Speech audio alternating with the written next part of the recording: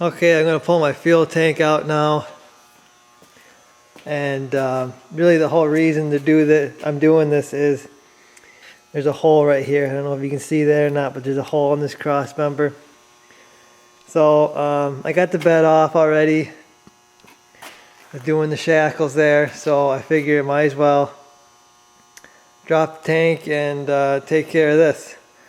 So first thing I did was I'm going to relieve the pressure of the fuel system with that Schrader valve right there. I just put a rag over it and push it down to relieve the pressure. Should relieve all the pressure in the fuel system. Next thing I'm going to do is I'm going to take this filler neck off. Here is a vent for the rear end. You got to pop this clamp off here. There is a ground cable that goes to the frame there. It's got to be unbolted. And I'm going to take my clamp off the tank right there. And I'm not exactly sure what I'm going to do next on how to get this off or not. I would normally raise this up and then take it out that way, but with the bed and everything missing, it's pretty tippy towards the front. So I'm not sure how I'm going to get this, how I'm going to drop this down, but there are two straps on this thing. There's the one bolt for the front strap. The bolt for the rear strap is right there. I don't see that one's probably going to just snap off. So there's the mounting straps. Once you get the straps off, this tank should drop down. You've got fuel connections here. You've got electrical connections here. And we'll see here. I'm going to get that stuff off and I'll show you where I'm at. Okay, something I thought was pretty interesting. Got this filler neck off. And you can see this is where it connects to the tank. And there is a second filler that actually goes all the way into the tank quite a bit there. Which is, like I said, kind of interesting. If you've never taken it off, I've never taken one of these off, so I just learned something. So the filler neck is off. I'm going to plug that hole so we don't get all kinds of gas fumes. And keep going here with it. Okay, I got a jack under my tank. I just took off the two mounting bolts. The one right there and the one right there. And surprisingly, they come out and they are in very good shape. I thought for sure that this one right here was not going to make it, but it looks like that is not actually part of the tank mount. That's just a hole for the bolt to come through for clearance. So the tank is now sitting on the jack. The tanks are, or the straps are off. There's one strap there, and you can see this one is wrecked. It rusted. It was so rusty that it broke right there, so I'm going to need a new strap.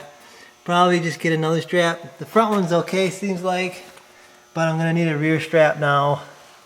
So it should be on the jack right now, all of its weight. I'm going to try letting it down with the jack, and then also I'm going to raise the truck up with the hoist. Hopefully I have enough room. I'll be able to slide it out from underneath there. And we'll have the tank removed, hopefully. Okay, as I'm dropping this fuel tank down, there are some fuel connections down here. You can disconnect them there, looks like. Looks like it's going to be a whole lot easier if you pop them off the bracket right here that they were on here like this. you pop them out of this bracket, and then you can pop these off instead of having to reach under there and take off those fuel lines. I think it's going to be easier to do it that way here. I did go under there and I disconnected that one there. I disconnected that one, but it's going to be easier just to do these other ones from up here after you pop it off this bracket here. So that's what I'm going to do. I'm going to continue dropping this. I'm going to unplug my electrical now, and it appears the tank might be a little front heavy, or I don't have it quite centered with the weight. I'm probably going to have to slide my jack under a little bit further. We'll see here. Okay, you can see I got my fuel tank out.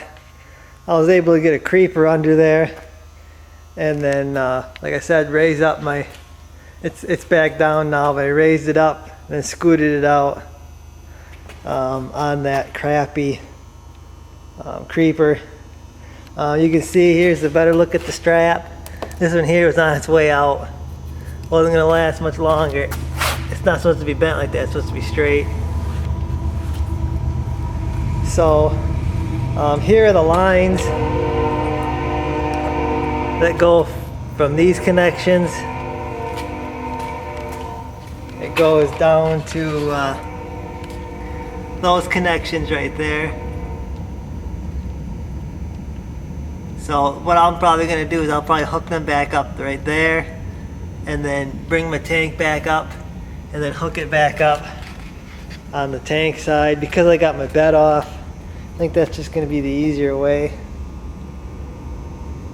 But it's out, and now you can get a better look at that damage there on that cross member, and that's pretty extensive. I may end up cutting it off right there, you know, all the way to on this side of that tank bracket there. Putting a new piece in there. I don't know, I gotta see what kind of steel I got, and gotta pound on that a little bit, see where it's weak and where it's strong.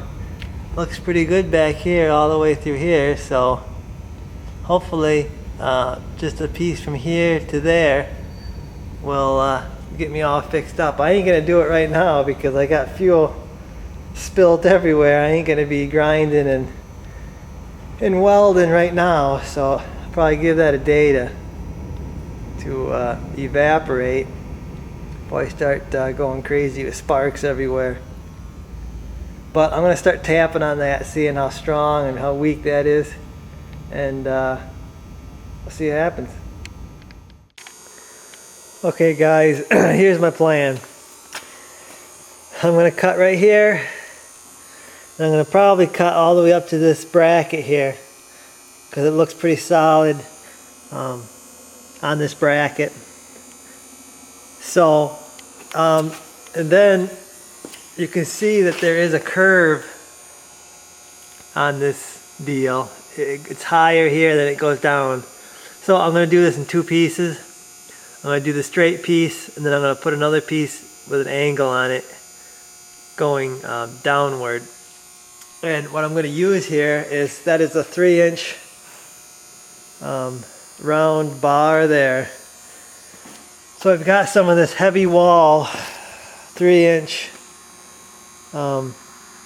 pipe here that I'm going to use. Nice and thick. Should be nice and beefy.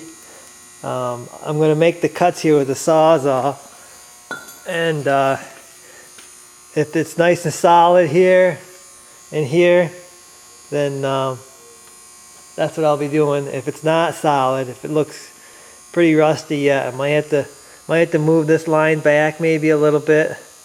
I don't know, we'll see here when I start cutting. Okay guys, I've got this piece cut out. You can see the mess under there.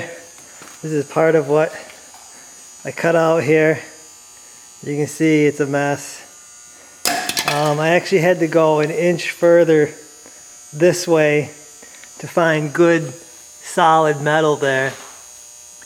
And actually inside here I found this stuff.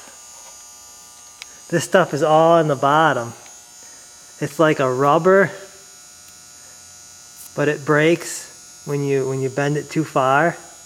I have no idea what it is, but it's inside. It was all the way inside this thing. So I don't know if that was like a rubberized coating that they stuck in there. They stuck a whole bunch in there hoping that it would cover, and all it did was pool on the bottom. I don't know, but I got it out now. Gonna get my pipe ready to cut, and it's gonna go something like this. And this one's too long here, but I gotta cut this down. I got another piece right there that I can use. So I'm gonna start cutting my pieces here and then start test fitting them. Okay, I got my first piece mocked up and made there. Now I gotta cut this one at an angle to go downward. You can see that. Okay, so I got all my pieces made. I got it tacked in place here. Looks pretty good. Got a little bit of a gap over here. Got a little bit of a gap there, but it'll give me a good weld right there. I guess I'm going to start welding this in just to get her done with, get her over with, so I can move on.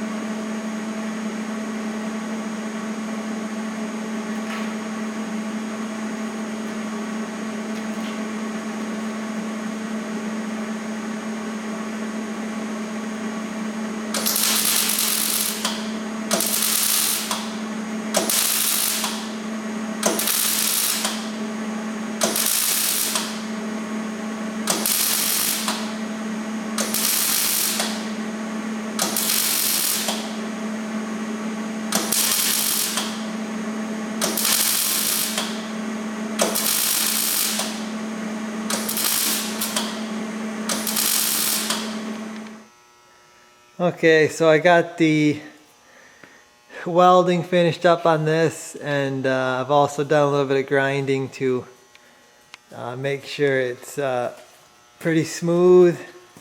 I also went underneath there, welded everything up, made sure it's nice and smooth so nothing would puncture or rub on the tank when it's up there, because I believe the tank sits on that or sits against that. So I think it come out real nice. Should be a real solid repair. and should hold up the life of this truck. So that's done. I guess I'll move on to the fuel tank.